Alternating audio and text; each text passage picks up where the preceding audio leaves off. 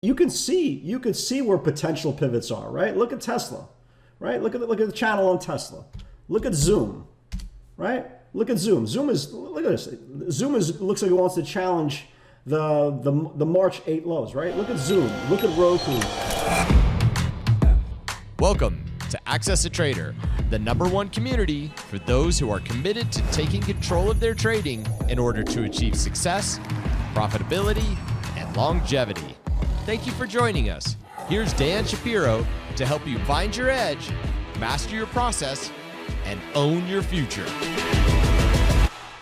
Hey guys, good evening everybody. Welcome to another edition of the AccessATrader.com nightly wrap-up show. Hope everybody had a good day of trading. Market is definitely different, right? This is not the rabid bull market that, if you started in the last, 4.5 years that you're used to. We've been talking about it for the last several days. We're undersupplied, right? Every single index is undersupplied.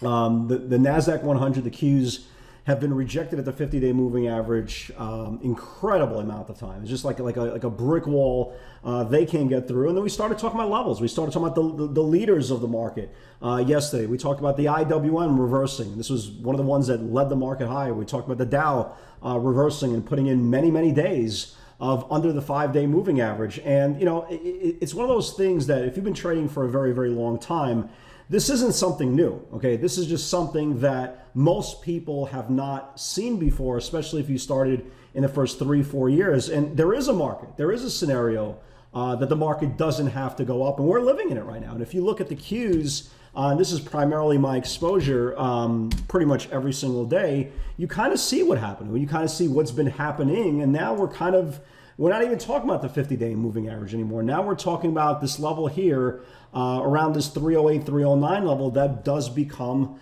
macro. And if you look at today's events, if you watched last night's video, we talked about the ability that, we have to start looking at the downside of the market. If we can't rally, and I came in today pretty delta neutral. I thought there was a shot that maybe some names could have extended a rally, like a Netflix, maybe if an Amazon woke up, considering it tested its 50-day moving average yesterday.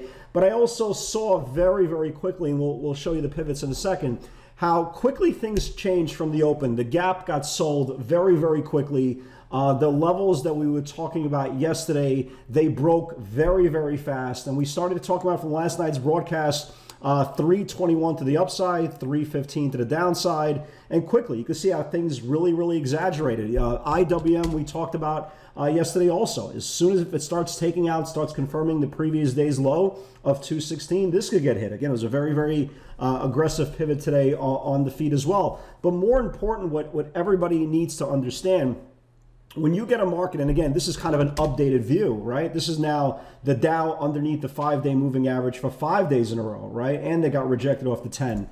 The Qs, now it's building a kind of a rolling top effect to challenge this 309 level, right? You see really bearish formations playing out. But the most important part, and this is what I really want to, really want to hammer the point home.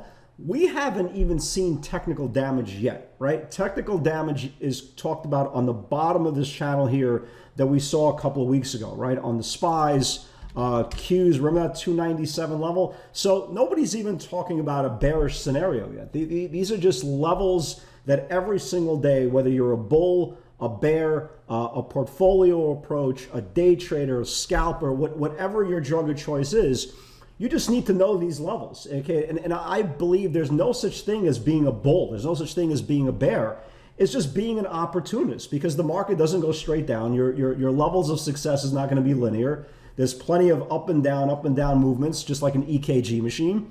And you have to take advantage, or at least be prepared for something that you're not used to. So if you've started in this market anywhere in the last 4 years, 4.5 years, you've seen nothing but aggressive buying. And every single dip got bought because every single dip, majority of the stocks were above supply. Now, if you look, the majority of the stocks are below supply. And this is when it starts getting, very, very, very aggressive for a lot of novice traders, a lot of novice investors, that they believe they can, hold off the storm. And maybe they will, maybe they won't. We don't know, right? I don't know. I have a game plan tomorrow. like we'll talk about this in a second, like I'm 100% sell bias for tomorrow, right? That's my plan. I mean, every single stock that's on my research looks like it's literally one day away from confirming really, really aggressive levels. Would it shock me to have a dead cat bounce tomorrow? Of course not, right? I'm not oblivious to that. I get it, right? Your game plan is your game plan. Your opinion is your opinion. Until that game plan is confirmed, it's an opinion. Well, what's my worst case scenario? We don't confirm the previous channels tomorrow and we start moving higher. Okay, I can buy stock, right? So it's very, very important to kind of have an opinion, understand your risk, right? You really have to understand your risk. But the most important part is appreciate levels. Like this level right here, this 309 level tomorrow on the Qs is going to be a big deal, right?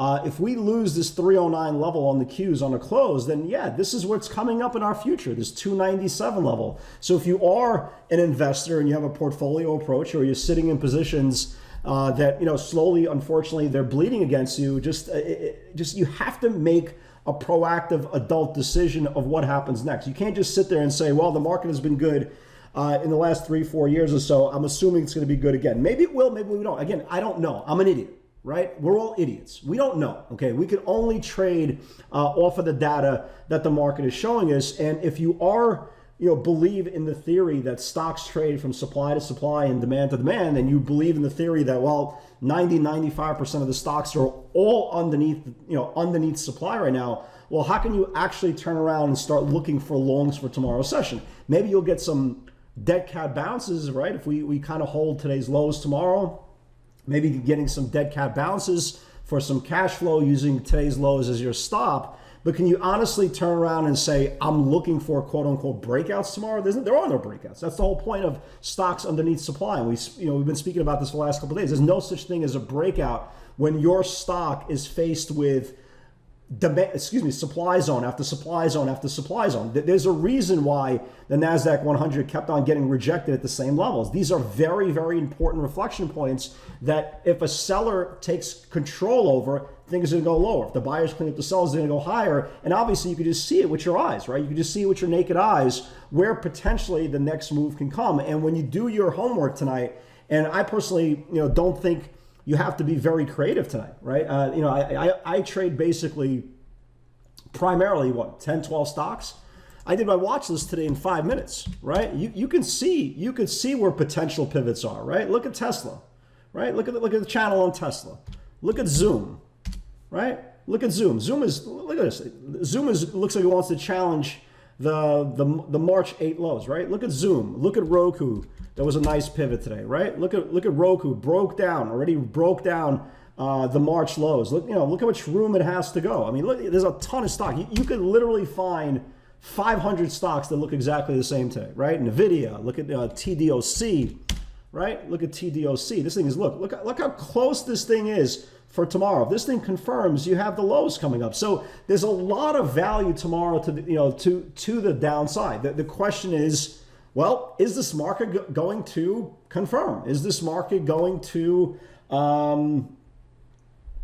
give you the satisfaction of putting in the research, right, and following through tomorrow? That is to be determined. But at least remember, at least know your levels. Don't be waking up tomorrow in the fetal position, hoping to God the futures are up and there's going to be a gap and go. I'm hoping for a gap up as well, right? I'm flat overnight. I'm hoping for a gap up as well, but I'm not hoping for a gap up because stocks are going higher. I'm hoping for a gap up that stocks open up higher, get rejected at supply, go green to red, and start confirming today's levels. And if that's the case, cross your fingers. Hopefully we can have a very, very premium day. So going into tomorrow, the scoreboard is a scoreboard. It is what it is. You can sit there and moan and groan and complain about it. Your stocks are going to do whether somebody's talking about them or not. So the moral of the story is, again, you're an adult. Get your financial portfolio in order. If you do have positions and you are an investor in this market, right? Maybe hedge your portfolio. If you start seeing the Qs breaking down and you have a lot of exposure to technology, hedge yourself, right? Maybe short some Qs. If you're long, financials, something else. Maybe short some SPYs as a hedge, but don't just sit there like a victim and watching your account bleed. The money that you've worked for so many years, that you've seen this really good, aggressive, bull market.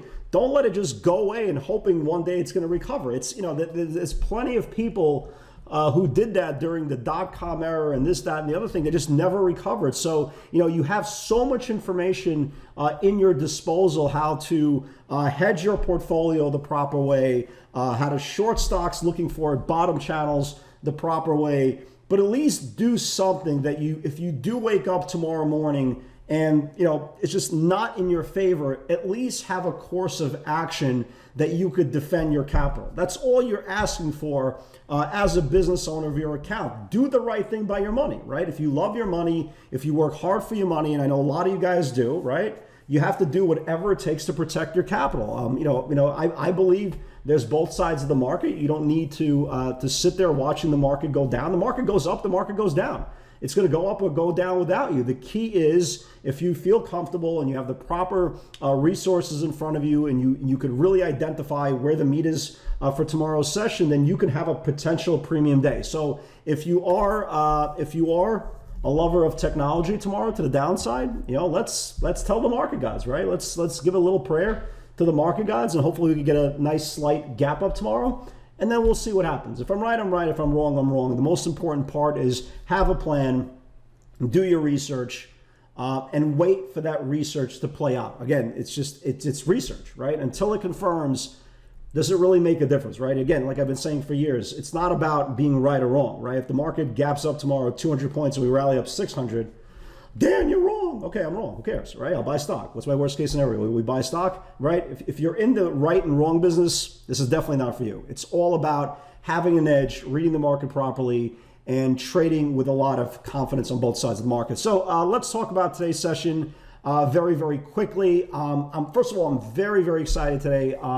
Today is opening day for my son's travel basketball league. He hasn't done anything, literally anything, since like 2 years ago, Nationals with Taekwondo. He hasn't literally done anything, so I'm very, very excited for him. Very, very proud of him. So opening day, so as soon as I'm done recording this, I will be going to his game. Unfortunately, I will be only watching it through my phone because, again, F you, COVID. So let's talk about it. So I had some initial longs on the pivot side, but as you see on the pivot feed, as you see it progressing throughout the morning, it was just short after short after short, because again, you're open-minded. I came in open-minded today, and I said, look, if these stocks start to confirm maybe upside, hey, maybe they'll give us a trade. But once they started failing, you could see them fail very, very quickly and very, very aggressively.